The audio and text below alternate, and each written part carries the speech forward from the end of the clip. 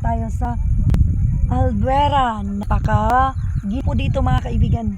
Malapit na tayo sa langit. Tingnan nyo mga kaibigan. Malapit na sa langit.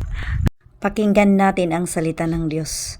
Revelation 21 verse 1. And I saw a new heaven and a new earth, for the first heaven and the first earth were passed away, and there was no more sea. And I, John, saw the holy city, New Jerusalem, coming down from God out of heaven, prepared as a bride adorned for her husband. And I heard a great voice out of heaven saying, Behold, the tabernacle of God is with men, and he will dwell with them, and they shall be his people, and God himself shall be with them, and be their God.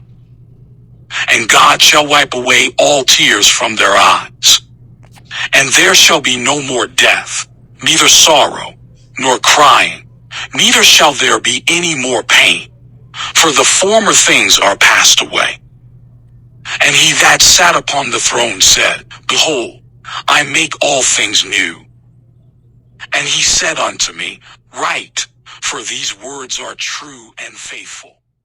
Ambitan man, unang hirap pa man, ang mga bagay ng una ay naparam na. Sa bagong langit at sa bagong lupa mga kaibigan, mayroon ng tunay na kaligayahan, mayroon ng wala ng kamatayan mga kaibigan. Kaya ano ang gagawin mo? Kailangan ka mga kaibigan na manampalataya sa ating Diyos. Ano ang gagawin? Number 1, manampalataya ka sa ating Diyos. Dahil titingnan mo yan, kagawa ka ba niyan mga kaibigan? Hindi tayo makakagawa niyan. Ang Diyos lamang. Kung yan nakita mo na maganda, mas maganda ang ginawa ng Diyos na bagong langit at bagong lupa. Number 1, manampalataya ka sa Diyos. Hanapin mo ang Diyos. Basahin mo yung Biblia. Number 2 mga kaibigan, magsisi tayo sa lahat ng ating mga kasalanan. Dito sa lupang ito, dito sa magandang tanawin ito, dito sa babang mundo mga kaibigan ay napakaraming mga kasalanan. Kaya sisihan natin ang ating mga kasalanan. At number 3 mga kaibigan, hanapin natin ang Diyos, magpabautismo tayo paghugas sa ating mga kasalanan. Dahil yun ang sinabi sa Biblia sa Gawa chapter 2 verse 38. Magsisi kayo at magbautismo ang bawat isa sa inyo sa pangalan ng ating Panginoong Kristo sa kapagpapatawad ng ating mga kasalanan at tatanggapin natin ang kaloob ng Espiritu Santo. At mga kaibigan, kailangan tayong magpatuloy sa gawaing Kristyano. Ang magpatuloy hanggang wakas ay siyang maliligtas. At tayo magsamba palagi mga kaibigan.